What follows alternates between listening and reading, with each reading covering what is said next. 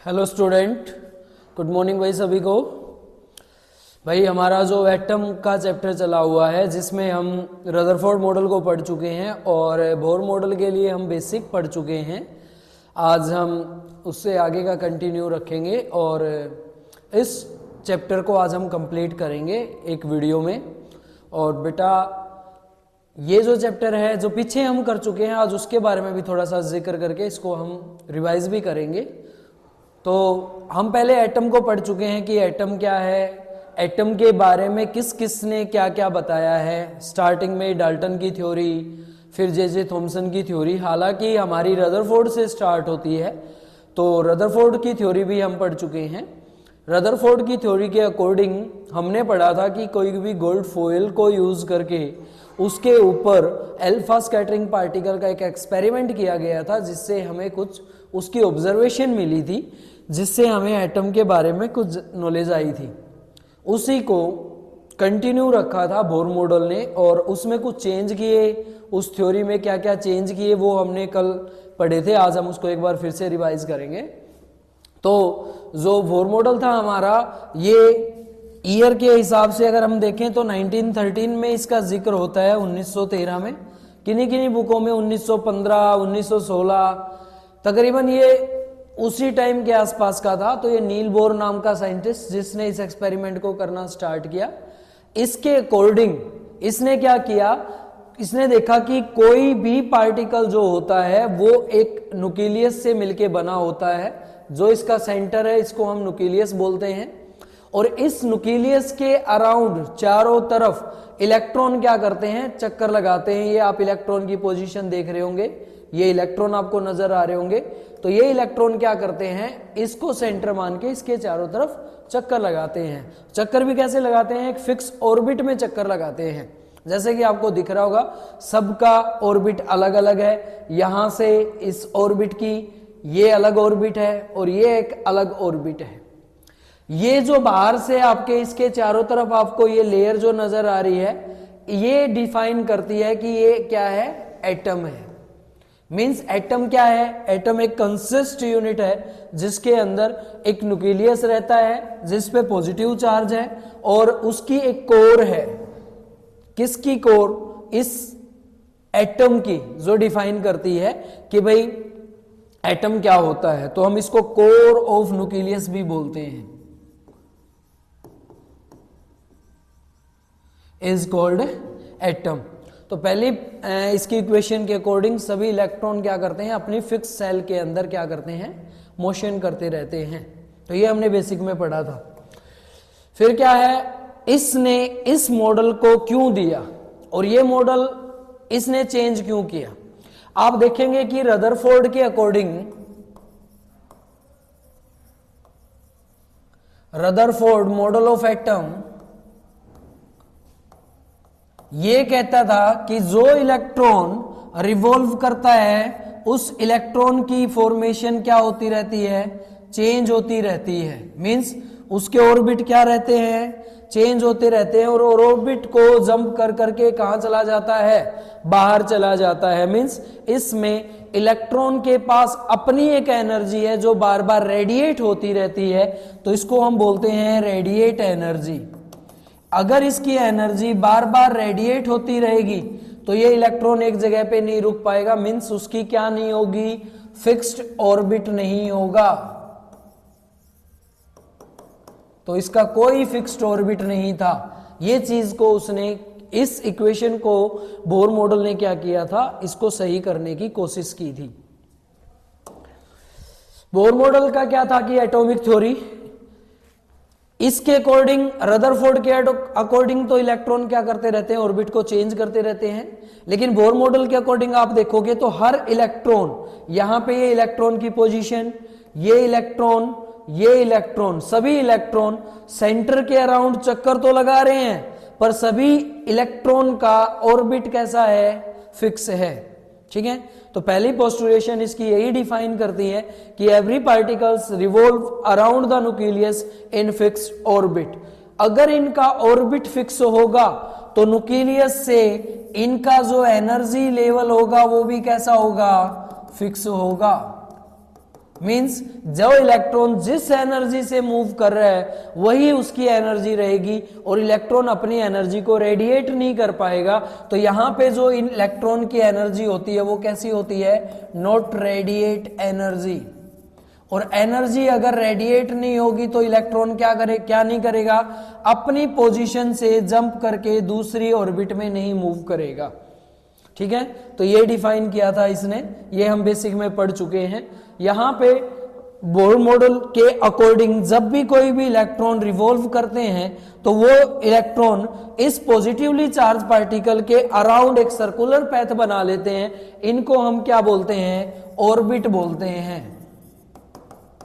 In orbit का distance fix रहता है, ये अपनी पोजीशन पे चेंज नहीं करते अपनी पोजीशन को, क्योंकि इन सब की एनर्जी जो है वो नॉन रेडिएट एनर्जी है। तो इलेक्ट्रॉन एक फिक्स ऑर्बिट में लगातार कंटिन्यूअस क्या करता रहता है, मोशन करता रहता है। ये इसका फर्स्ट पोस्टुलेशन है।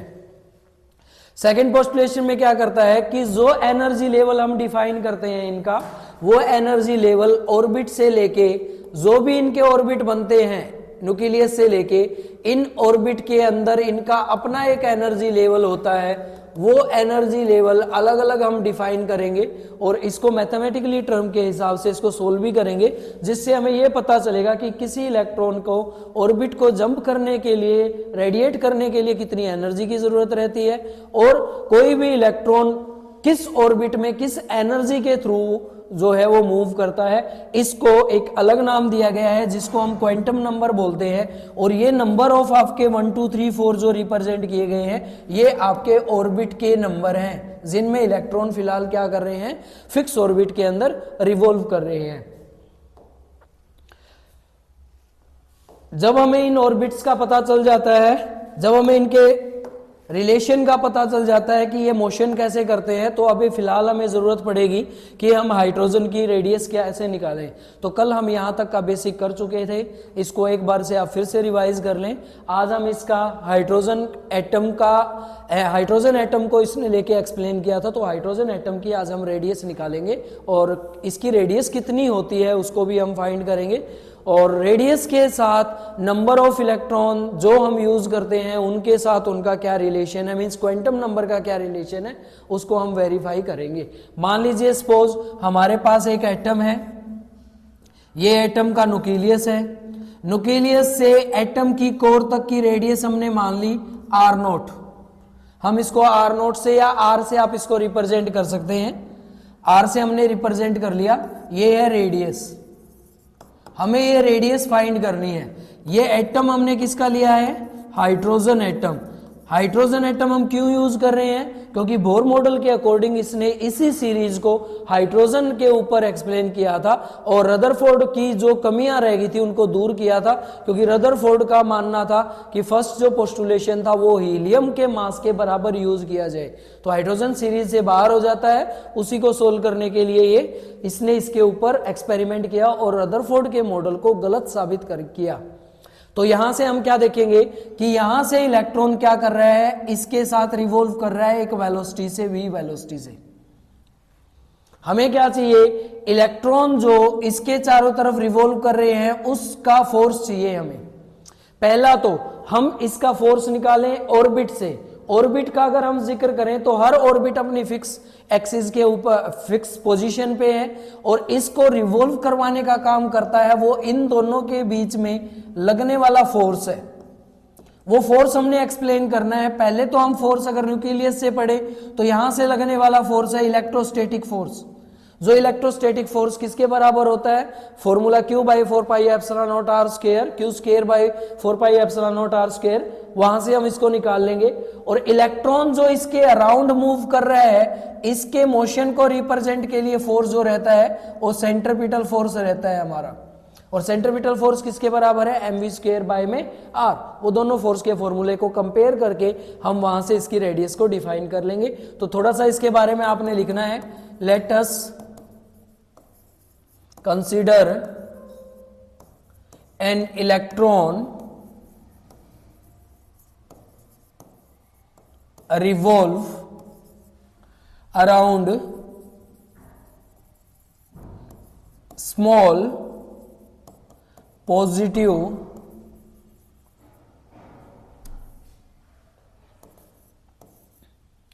Positive particle mass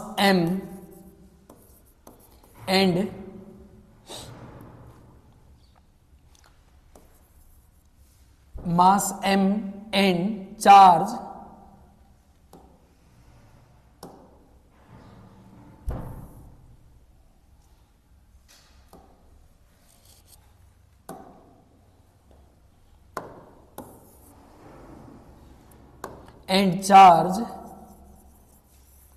on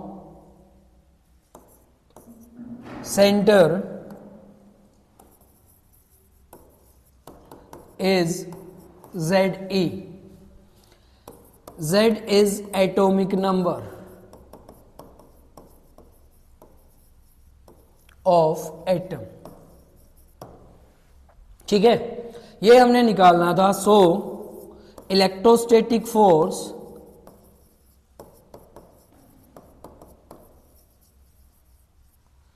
is F is equal to K constant Z E square. किसके लिए? ये इलेक्ट्रॉन और इसके ऊपर पॉजिटिव चार्ज जो है वो इसके लिए, और दोनों का इलेक्ट्रोस्टैटिक फोर्स क्या हो जाएगा? के जेड ई स्क्वायर बाय में आर स्क्वायर, इसके बराबर ये फोर्स है. First equation.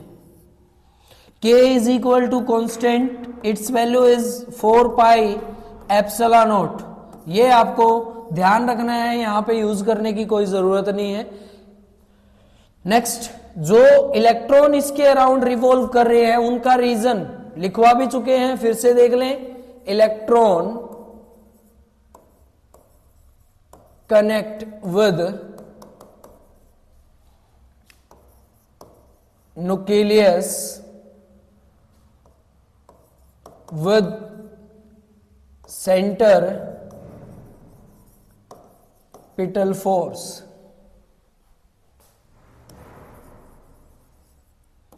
is mv square by में r.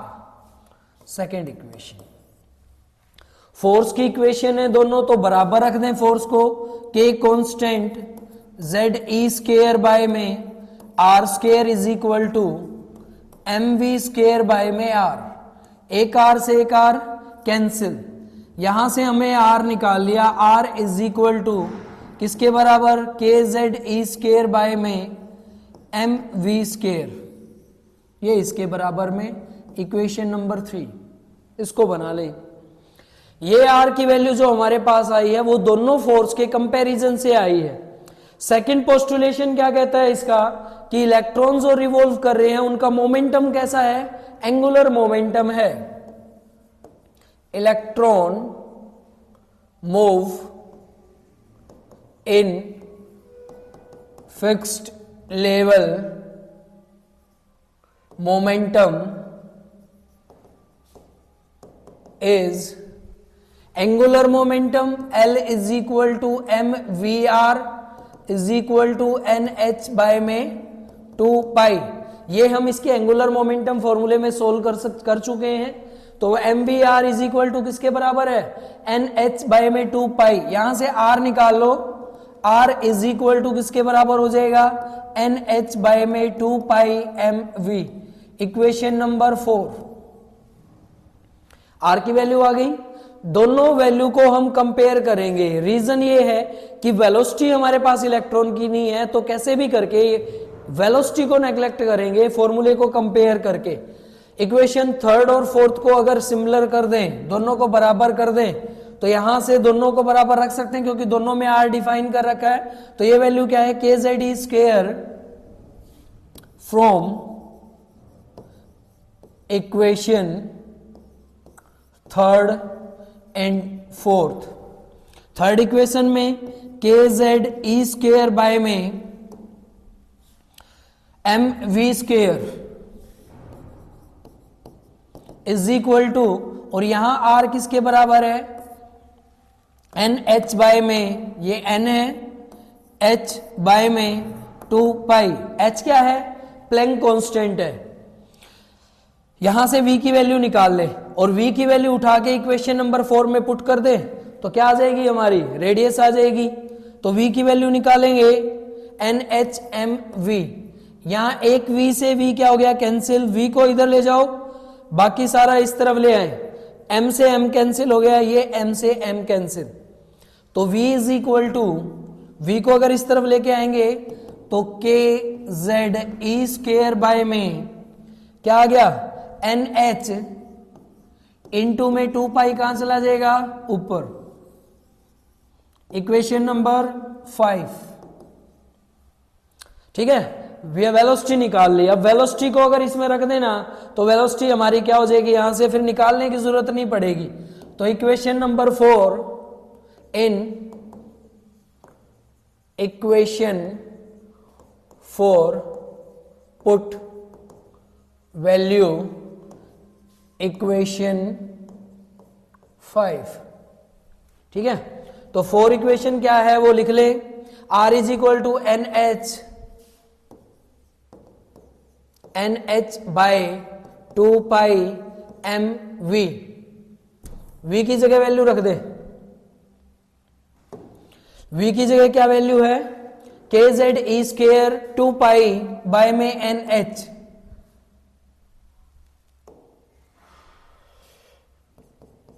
के जेड ई स्क्वेयर बाय में 2 पाई इंटू में NH, यही है, ये रही के Z E square 2 pi by में NH, ये उठा के पुट कर दी, किसकी वैल्यू आ गई है R की, इसको बोलते हैं बोर रेडियाई।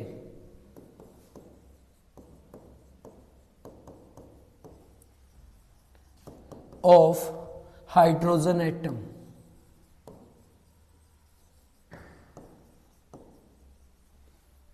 पूरा formula R is equal to N square H square by 2 pi M K Z E square 2 pi कितना हो जाएगा 4 पाई स्क्वेयर, तो इसको भी लिख ले यहां, कितना हो जाएगा ये 4 पाई स्क्वेयर,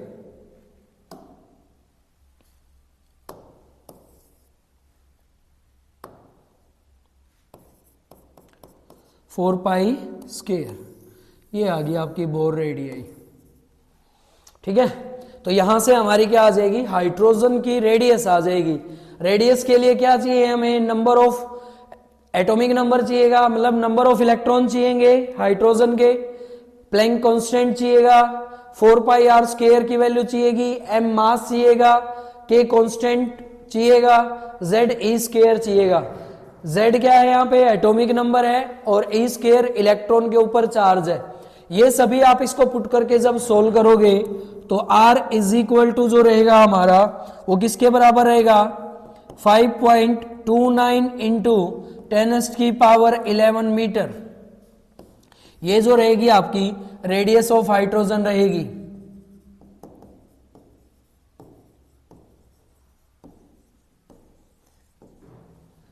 ठीक है, एंगस्ट्रॉम में अगर ये वैल्यू लिखी हुई मिलेगी तो 0.53 एंगस्ट्रॉम किसके बराबर होगी, ये 0.53 एंगस्ट्रॉम के बराबर रहेगी। तो ये है बेटा जी आपकी हाइड्रोजन की रेडियस, और ऐसे आपकी हाइड्रोजन की रेडियस निकाली जाती है जिसकी हमें जरूरत पड़ेगी न्यूमेरिकली। तो पहले आपने क्या करना है, जब हमारे पास बोर मॉडल के दो पोस्टुलेशन आ जाते हैं, फर्स्ट ये कि सभी इलेक्ट्रॉन न्यूक्लियस के चारों तरफ चक्कर लगाते हैं फिक्स एनर्जी लेवल के साथ, जिनकी एनर्जी हर किसी भी एक ऑर्बिट के अंदर कॉन्स्टेंटली मूव करने की रहती है। ठीक है, अभी हम उस एनर्जी को भी निकालेंगे तो वो कितनी रेडियस के अकॉर्डिंग, जितना उसके साथ ऑर्बिट बनेगी उसकी वो रेडियस बनती चली जाएगी। उस रेडियस की वैल्यू हम निकाल चुके हैं और वो रेडियस की वैल्यू हमारे पास कितनी रहती है, फॉर्मूला अगर उसका आता है तो R is equal to N square H square 4 pi square M K Z E square. एक क्वेश्चन और आता है इसमें कि रेडियस का जो रिलेशन रहता है वो नंबर ऑफ n जो हम यूज कर रहे हैं, जो नंबर ऑफ हम क्वांटम नंबर जो यूज कर रहे हैं यहाँ पे n इज इक्वल टू, ये आपके जो क्वांटम नंबर हैं इनके आर जो रहता है वो डायरेक्टली प्रोपोर्शनल रहता है एन स्क्वायर के। फॉर्मूले में भी हमें मिल रहा है कि R is directly proportional to N square, और आर अगर एन के डायरेक्टली प्रोपोर्शनल है तो आर की वैल्यू जितनी भी होगी वो किस पे डिपेंड करेगी, वो एन स्क्वायर के ऊपर डिपेंड करेगी। मीन्स इनका जो रेशियो रहेगा वो रेशियो किसके बराबर रहता है, 1:4:16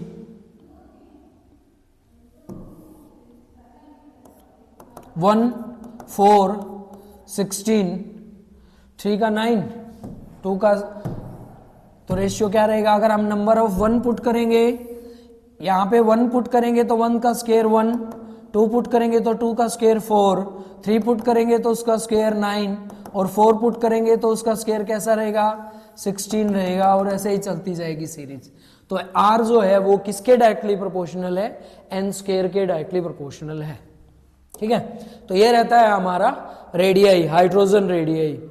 अब जो ऑर्बिट में एनर्जी लेवल बन रहा है, मींस एनर्जी क्या है उस इलेक्ट्रॉन की, जो इलेक्ट्रॉन वहां पे रिवॉल्व कर रहा है, उस एनर्जी को जब हम निकालेंगे तो हमारे पास हर ऑर्बिट का अलग अलग एक लेवल आ जाएगा। उस लेवल को हम यहाँ पे स्टडी करेंगे।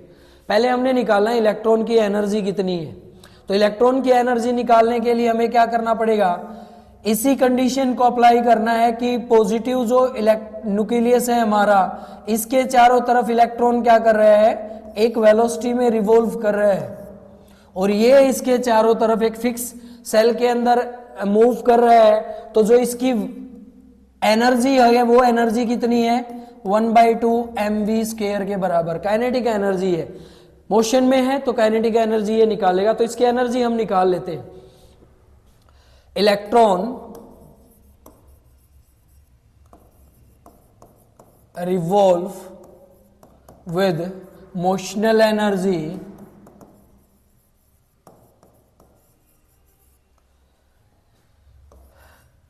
इज, इस एनर्जी को हम ना बना लेंगे, एक फॉर्मूला बनेगा जैसे हमने यूज किया था ना, mv² में R centripetal force is equal to kz में r²। यहां से बना लो काइनेटिक एनर्जी। देखो r से r कैंसिल, यहां पे मैं 1/2 से इधर मल्टीपल कर दूं और 1/2 से इधर मल्टीपल कर दूं तो सेम जो चेंजमेंट किया है उससे इक्वेशन पे कोई फर्क नहीं पड़ेगा। पर ये 1/2 हमारा क्या बन गया, काइनेटिक एनर्जी, और ये इधर kze² में क्या रह गया, 2r। k क्या है, वही कांस्टेंट टर्म है हमारे पास। तो ये एनर्जी किसके बराबर आ गई, kze² 2r, फर्स्ट इक्वेशन। इस इलेक्ट्रॉन की एनर्जी आ गई। अब ये इलेक्ट्रॉन क्या करता है, इसकी वजह से इसके चारों तरफ चक्कर लगाता है। तो ये इलेक्ट्रॉन क्या चाहता है, इसको रेस्ट में लेके आने के लिए, जिससे इसका ऑर्बिट फिक्स हो जाता है। तो उस फिक्स ऑर्बिट की जो हम एनर्जी पढ़ते हैं वो इलेक्ट्रोस्टैटिक फोर्स के अकॉर्डिंग उसकी एनर्जी पढ़ी जाती है। तो वो एनर्जी कितनी होगी, electron move in fixed orbit due two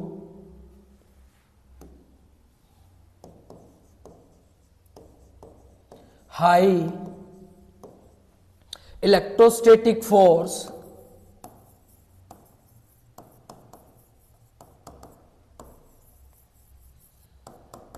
is created potential energy. कौन सी एनर्जी बनेगी उसकी, पोटेंशियल एनर्जी। और पोटेंशियल एनर्जी निकालें तो एनर्जी का फॉर्मूला क्या है, फोर्स इनटू में डिस्प्लेसमेंट। डिस्प्लेसमेंट कितना है, आर रेडियस, इसको एनर्जी लेवल को क्रॉस करने के लिए आर रेडियस चाहिए। Force is equal to kze² में r² इंटू आर, एक आर से आर कैंसिल। तो जो पोटेंशियल एनर्जी थी वो कितनी आ गई हमारे पास, kze² में r, सेकेंड इक्वेशन। ठीक है। और इलेक्ट्रॉन की एनर्जी क्या कहती है, ये दोनों कंडीशन में टोटल एनर्जी अगर हम निकालें तो टोटल एनर्जी हमारे किसके बराबर होती है, total energy of electron is kinetic energy plus potential energy. दोनों एनर्जी को क्या कर दे, ऐड कर दे।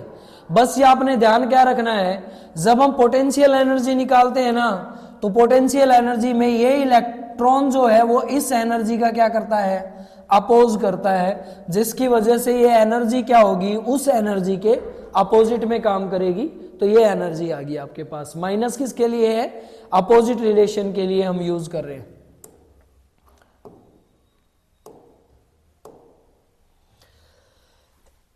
दोनों एनर्जी को ऐड कर दो, kinetic energy plus potential energy.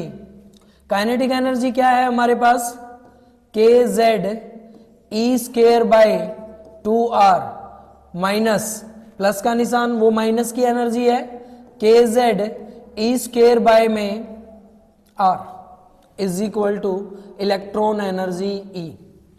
ठीक है, ये इलेक्ट्रॉन की एनर्जी है। सोल्व कर लो, कुछ कॉमन आता है, कॉमन आ गया के जेड, एलसीएम लेके कर लो या भाई कॉमन लेके सोल्व कर लो आप इसको। के Z E square 1/2 r minus 1/r, इसको आप अलग से सोल्व कर लो एक जगह पे। 1/2 r माइनस के 1/r सोल्व करोगे तो एलसीएम कितना ले लिया, 2r, 1 माइनस में r से काटोगे तो 2, तो कितना आ गया, माइनस के 1 में 2r, माइनस बचेगा, माइनस को आगे लिख लें, minus K Z E square by में कितना रह गया, 2r। ये क्या आ गया आपकी energy of electron.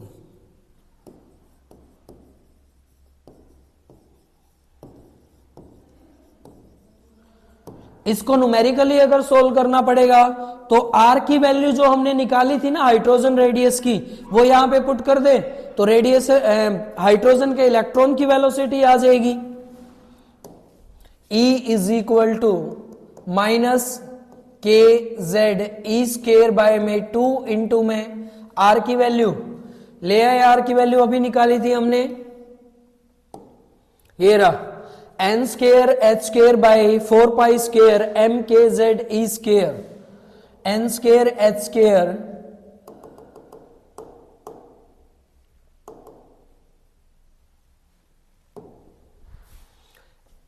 N square H square by 4 pi square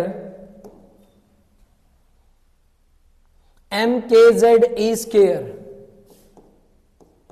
M K Z E square. पूरा फॉर्मूला हमारा किसका बन गया, एनर्जी का बन गया। एनर्जी चाहिए तो इन सब की हमें वैल्यू रखनी है, कांस्टेंट की, तो कांस्टेंट स्केयर पूरा इसको सोल्व करोगे तो E is equal to minus K square Z square E4 into 4 pi square into M by में 2 एन स्केयर एच स्केयर। ये आपके पास फॉर्मूला आ जाएगा energy of electron. Hydrogen atom के लिए है तो एन की वैल्यू कितनी हो जाएगी, 1 for hydrogen atom n is equal to 1 and h is equal to 6.63 into में 10 की पावर इनवर्स 34 जूल सेकेंड। इसको आप इसमें पुट करेंगे तो E is equal to minus K 13.6 electron volt के बराबर आ जाएगी। एनर्जी कितनी आ जाएगी, 13.6 इलेक्ट्रॉन वोल्ट। किसके लिए है ये, फर्स्ट एक जो हमने number of orbit quantum number के लिए है उसके लिए ये रहेगी। अगर हमें अलग से निकालनी है तो इसके लिए एनर्जी लेवल के लिए फॉर्मूला बन जाएगा E is equal to minus K 13.6 electron volt by में n का स्क्वायर। 1 के लिए है तो 13.6, 2 के लिए है तो ऑर्बिट आपका चेंज हो जाएगा, 3 के लिए है तो ऐसे ही ये चेंज होता जाएगा। तो हर किसी की अपनी एक ऑर्बिट एनर्जी बन जाएगी। ये आपका न्यूक्लियस है, इस न्यूक्लियस के साथ first orbit, second orbit, third orbit, सबकी एनर्जी आप डिफाइन कर सकते हो। इसमें एनर्जी इज इक्वल टू कितना आ गया, माइनस के 13.6।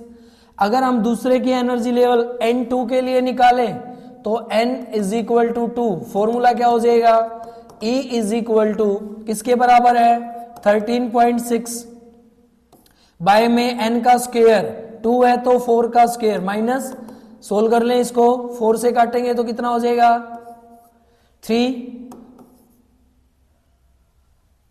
16 बचेगा तो 4 3 जा 4 4 जा, तो माइनस के कितना आ गया 3.4। मींस सेकंड जो एनर्जी ऑर्बिट है उसकी एनर्जी कितनी रहेगी, माइनस के 3.4। थर्ड की निकालनी हो तो E3 निकाल लें, फॉर्मूला क्या हो जाएगा, E3 is equal to minus K 13.6 bye में 3 का स्क्वायर 9, काटो इसको, 9 से काटोगे तो 1 पे, 9 1 जा 1, 4 बच गया 46, 9 4 जा 9 5 जा 1.5, तो यहां पे इलेक्ट्रॉन कितना आ गया 1.5 इलेक्ट्रॉन वोल्ट। इलेक्ट्रॉन वोल्ट जो है यहाँ पे एनर्जी की यूनिट रहेगी। तो ऐसे आप एनर्जी हर ऑर्बिट की अलग अलग निकाल सकते हो। तो पहले ऑर्बिट के लिए जो रेडिएट एनर्जी जंप करने के लिए कितनी चाहिएगी, मान लो यहां से इलेक्ट्रॉन को जंप करके इधर आना है तो इधर एनर्जी की जरूरत क्या है, वो हमें कैसे निकलेगी, वो हम इस एनर्जी में से इस एनर्जी को क्या कर देंगे, माइनस कर देंगे। क्योंकि कोई भी एनर्जी लेवल पे जब भी हम निकालते हैं तो कोई भी इलेक्ट्रॉन जंप करके लोअर लेवल से कहां जाता है, हायर लेवल पे। तो लोअर लेवल से जब हायर लेवल पे के ऊपर जब जाएगा तो इलेक्ट्रॉन को यहां से जंप करके यहां जाना पड़ेगा, जिससे हम इसकी एनर्जी को निकाल सकते हैं। तो वो एनर्जी अगर निकालनी हो तो यहीं से निकाल देंगे, E2 minus E1 is equal to, E2 कितना है माइनस के 3.4 minus K 13.6 is equal to, solve कर लो, माइनस के 3.4 प्लस के 13.6 इज इक्वल टू किसके बराबर हो गया 10.2। यानी कि फर्स्ट ऑर्बिट को रेडिएट जंप करने के लिए कितनी एनर्जी रेडिएट करनी पड़ेगी, 3.2 इलेक्ट्रॉन वोल्ट आपको एनर्जी चाहिएगी। तो ऐसे आप एनर्जी के लिए निकाल सकते हैं। तो ये आपका एक छोटा सा टॉपिक रहता है जिसमें हम क्या निकालते हैं, एनर्जी लेवल निकालते हैं। तो कोई भी इलेक्ट्रॉन जब कहीं पे भी रिवॉल्व करता है तो उसके रिवॉल्व करने के दोनों एनर्जी की कंडीशन रहती है, kinetic energy plus potential energy. इन सभी को देख के कुछ हमारे पास हाइड्रोजन की स्पेक्ट्रम सीरीज बनाई गई है, जहां पे अलग अलग साइंटिस्ट ने कुछ अपने रिलेशन दिए थे जिनके अकॉर्डिंग हम एनर्जी लेवल को डिफाइन करने का काम करते हैं। उनको बोलते हैं एनर्जी लेवल। तो एनर्जी लेवल को पहले एक बार हम निकाल लेते हैं। उस सीरीज को किस तरह से स्पेक्ट्रम सीरीज में अलग अलग यूज किया था वो हम आगे पढ़ लेंगे। तो हमें निकालना है एनर्जी लेवल डायग्राम।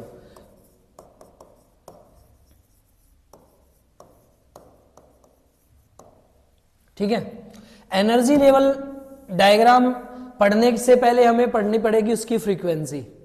फ्रीक्वेंसी के लिए एक रिलेशन आपने करना है।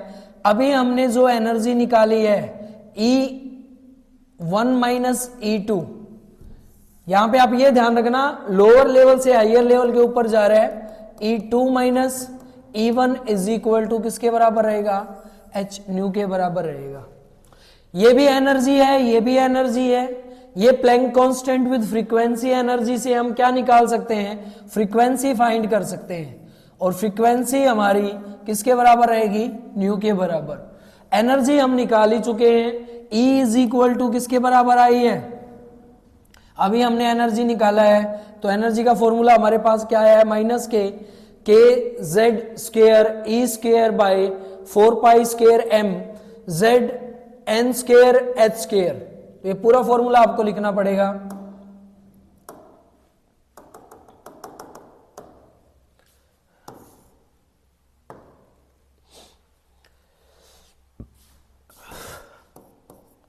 K Z E square, K square Z square E square, K square Z square E square 4 pi square M by 2 N square H square by 2 N square H square. ये energy का हमारे पास क्या रहता है, फॉर्मूला रहता है। यहां पे अगर मैं इस एनर्जी का, मान लीजिए इन दोनों का डिफरेंस E के बराबर है, इसको हम अलग अलग भी पढ़ेंगे, पहले के लिए पढ़ेंगे तो यहाँ पे E1 के लिए कंडीशन होगी तो ये सभी क्या हो जाएंगे, 1 1 हो जाएंगे ना। अगर E2 के लिए पढ़ेंगे तो सबकी वैल्यू क्या हो जाएगी, 2 2 हो जाएगी। और E2 में से E1 को माइनस करेंगे तो E इज इक्वल टू किसके बराबर है, ये एच न्यू के बराबर है। हमें क्या निकालनी है, फ्रीक्वेंसी निकालेंगे, क्योंकि फ्रीक्वेंसी से हमें इनके रीजंस, एरियाज मिल जाएंगे कि कहां पे कौन सी फ्रीक्वेंसी कैसे काम करेगी और कैसा इफेक्ट देगी। तो उससे हम क्या करें, फ्रीक्वेंसी निकालने के लिए एच प्लैंक कांस्टेंट को इधर ले आए, इसको एच को इधर लेके आएंगे तो क्या हो जाएगा, ये ई बाय एच हो जाएगा। और ई बाय एच होगा तो ये फॉर्मूले में यहाँ पे एच आके इसकी क्या कर देगा, क्यूब कर देगा ना। और जब ये क्यूब करेगा तो फ्रीक्वेंसी का फॉर्मूला आ गया क्या, नहीं खाली, तो खाली फ्रीक्वेंसी इज इक्वल टू किसके बराबर आ गई, nu is equal to K square Z square E square 4 pi square M divide में 2 एन स्केयर एच क्यूब। यहां पे एच का क्या हो जाएगा, क्यूब हो जाएगा। ये जो टर्म हम पढ़ रहे हैं ना, इसमें सिर्फ एन स्केयर को छोड़ के बाकी जो यूनिट रहेगी ना, ये सारी की सारी हमारी कैसी यूनिट हो जाएगी, कांस्टेंट टर्म। और वो कांस्टेंट किसके बराबर है, K is equal to K square Z square E square 4 pi square M divide by H cube. ये एक कांस्टेंट है जिस कांस्टेंट को बोलते हैं रेडबर्ग कांस्टेंट।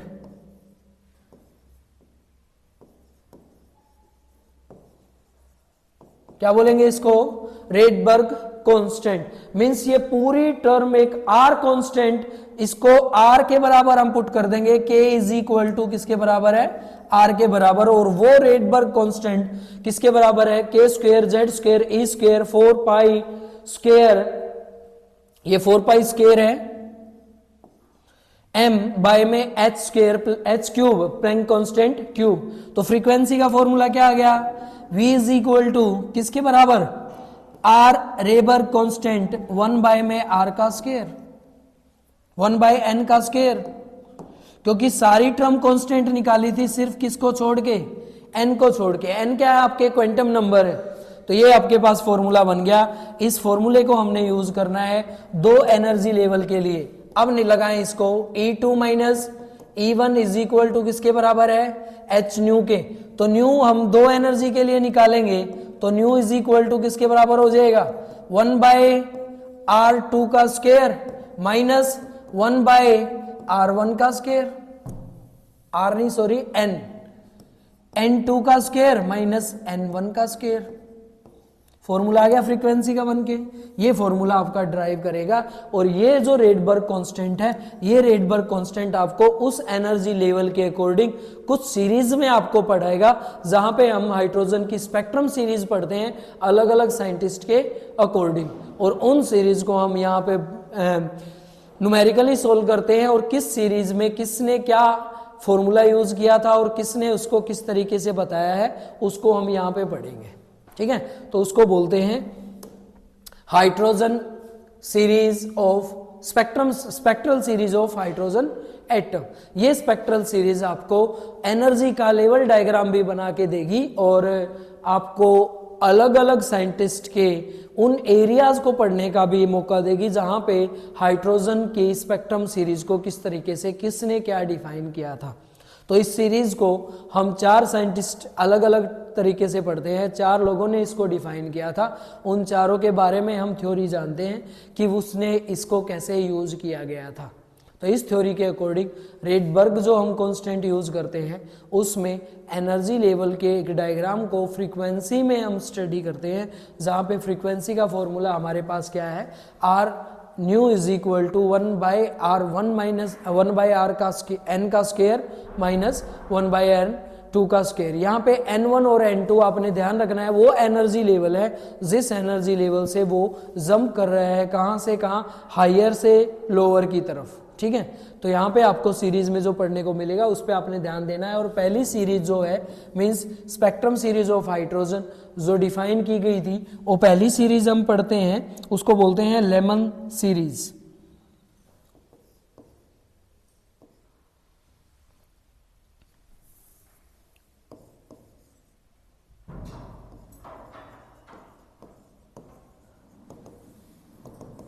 लेमन सीरीज क्या थी? लेमन सीरीज में आपने ये फॉर्मूला ध्यान रखना है फ्रीक्वेंसी का, is equal to Rydberg constant 1/1 का स्क्वायर माइनस 1/n का स्क्वायर। n जो है यहाँ पे वो क्वांटम नंबर आपके सीरीज है 2, 3, 4 सो इन्फिनिटी। ये आपका ये बताना चाहता है कि पहले एक ऑर्बिट में इलेक्ट्रॉन अभी फिलहाल रिवॉल्व कर रहा है, आपको उस इलेक्ट्रॉन को वहां से जंप करवा के दूसरे ऑर्बिट में लेके जाना है, और उसको रेडिएट करने के लिए आपको कितनी एनर्जी की जरूरत पड़ेगी, मींस उसकी कितनी फ्रीक्वेंसी होगी, आप यहां से निकाल सकते हो। आर कांस्टेंट की वैल्यू पीछे हम निकाल चुके हैं, वो पूरी वैल्यू हम इसके अंदर पुट कर देते हैं।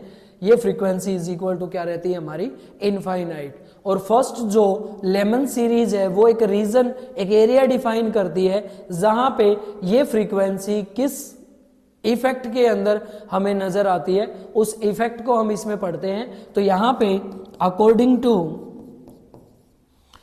Lyman series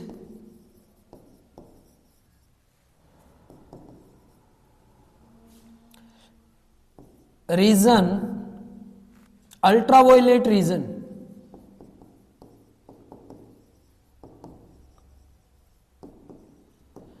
in energy level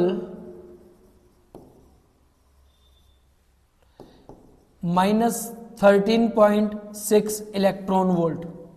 पहला जो एनर्जी लेवल रहेगा वो हम क्या निकालेंगे, एक विजिबल कंडीशन के लिए जो रहेगा, यहाँ पे हम वैल्यू n स्क्वायर रखें, और यहां से जब हम एनर्जी निकालेंगे तो पहली एनर्जी लेवल हमारा कितना आ जाएगा, वो 13.6 के बराबर आएगा। और यहाँ पे जो हमें रीजन नजर आएगा वो अल्ट्रावायलेट नजर आएगा। ठीक है, इस अल्ट्रावायलेट के अंदर हम क्या पढ़ते हैं कि कौन से इलेक्ट्रॉन किस तरह के इफेक्ट को दिखाते हैं। ठीक है, मींस इसको हम डायग्राम से जब पढ़ेंगे तो आपको ये समझ आ जाएगा कि ये क्या बताना चाहता है।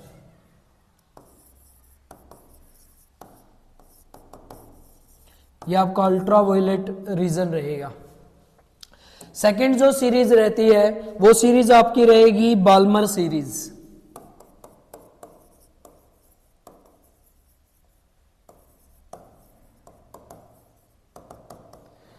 बाल्मर सीरीज के लिए आपने फॉर्मूला क्या ध्यान रखना है, frequency is equal to Rydberg constant 1/2 square minus 1/n square.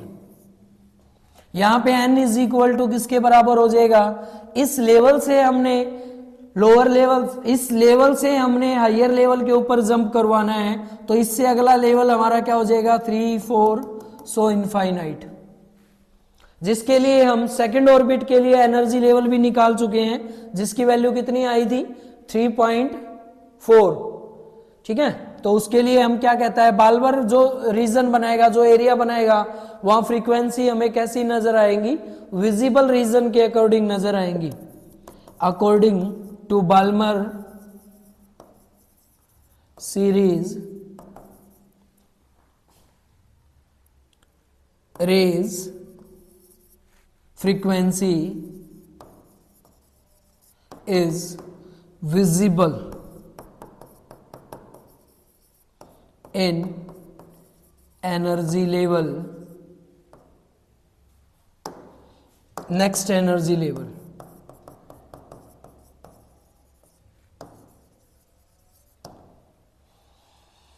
Next भाई, बाल्मर के बाद जो हमारा नेक्स्ट जो रहता है वो रहता है पाशियन।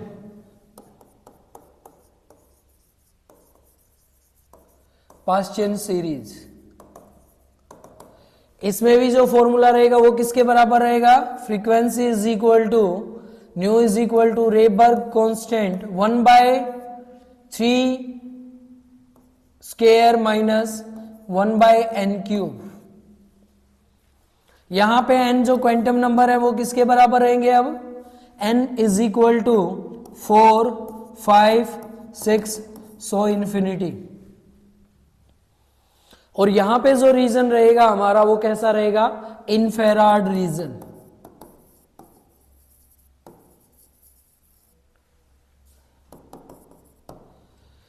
ठीक है, तो यहां पे आपको जो कंडीशन नजर आएगी रेज की वो कैसी होंगी, इनफेराड रेज की कंडीशन होगी। तो 3 सीरीज हमारी हो गई हैं, कौन कौन सी हो गई हैं, लेमन सीरीज हो गई है, बाल्मर सीरीज हो गई है, पास्चन सीरीज हो गई है, अगली है हमारी ब्रैंकेट।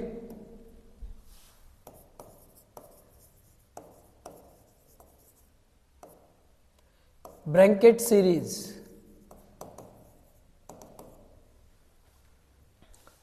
इस सीरीज में फॉर्मूला जो रहेगा वो रेबर्ग का कांस्टेंट फ्रीक्वेंसी का फॉर्मूला रहेगा 1/4 का स्क्वायर माइनस 1/n का स्क्वायर,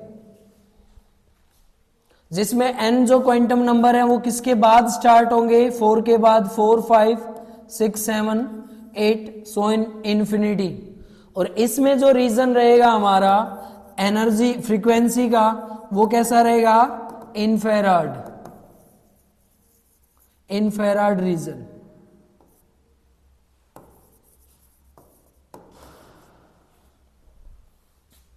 ठीक है, और लास्ट सीरीज जो हमारी है वो है पी फंड, जिसके लिए हमारे पास फॉर्मूला है frequency is equal to Rydberg constant 1/4